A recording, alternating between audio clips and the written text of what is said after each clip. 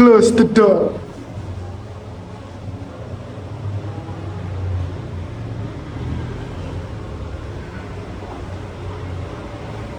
Assalamualaikum warahmatullahi wabarakatuh. Waalaikumsalam warahmatullahi wabarakatuh.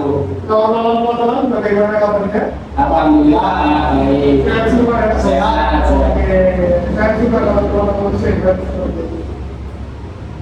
Oke, minggu kemarin setelah kita membahas materi A, sekarang kita membahas materi tentang penyesalan. Ada yang tahu kira-kira penyesalan apa? Kata yang kurang enak berarti. Kurang enak dari Penyesalan. penyesalan.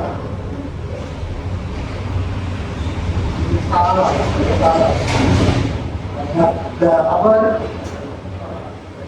Penyesalan itu ya ketinggalan dari orang-orang yang terdahulu dan tak ada.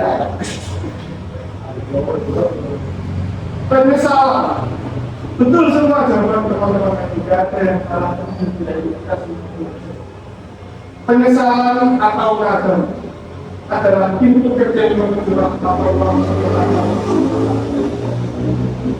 Definisi singkat tentang penyesalan yakni perasaan menyesal atau dosa disertai kesadaran melanggar perintah Allah. Jadi yang namanya penyesalan itu kita disertai kesadaran dari hati kita. Kalau kita itu melanggar perintah-perintah Allah Subhanahu wa Ta'ala. Dan inti dari sebuah taubat adalah penyesalan untuk sendiri. Oke.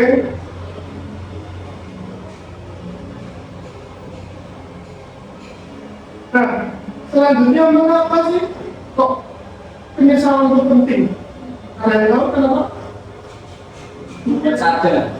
Membuat sadar, oke. Mengapa sih penyesalan itu penting? Yang pertama adalah tanda hati kita yang paling hidup. Pernah dengar dari kalau orang yang tidak bisa menyesali perbuatan salahnya ialah dari dia orang mati atau orang fatal nanti. Nah, dengan kita memiliki rasa penyesalan, maka tanda dari hati kita itu masih hidup. Yang kedua, yakni membuka pintu ampunan Allah Subhanahu wa Ta'ala. Karena tadi saya bilang penyesalan ialah inti dari sebuah taubat atau memohon ampun kepada Allah. Dan ketiga, mengapa penyesalan itu penting? Jadi mencegah pengulangan dosa-dosa yang telah kita lakukan, yang kita lakukan di masa lalu. Untuk mencegah kita lemas kembali, kita harus menyesal dari hati yang paling dalam. Dan keempat, mendekatkan diri kepada Allah.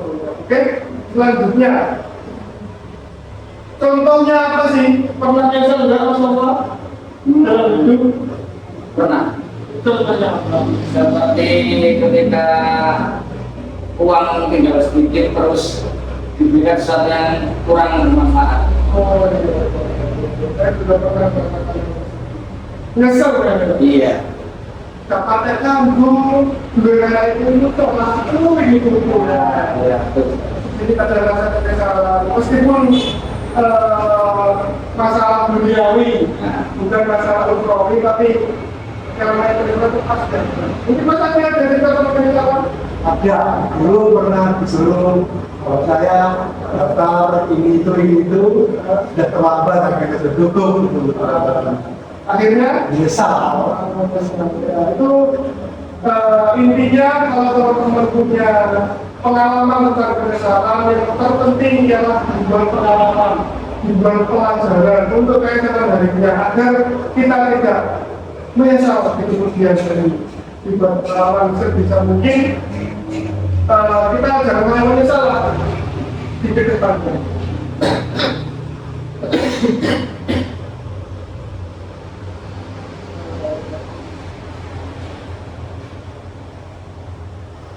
Oke, yang terakhir, langkah-langkahnya agar kita tidak mengulangi penyesalan di kemudian hari. Yang pertama adalah kita mengakui, kita menyadari, kita meyakini dengan hati kita bahwa yang kita lakukan kemarin adalah sebuah kebodohan atau kesalahan atau ketidaktepatan. Kalau kita sudah bisa mengakui itu, sudah banyak dari itu, keyakinan itu, insya Allah kita tidak akan melakukannya di kemudian hari. Yang kedua yang menghentikan perbuatan. Kalau wis tahu,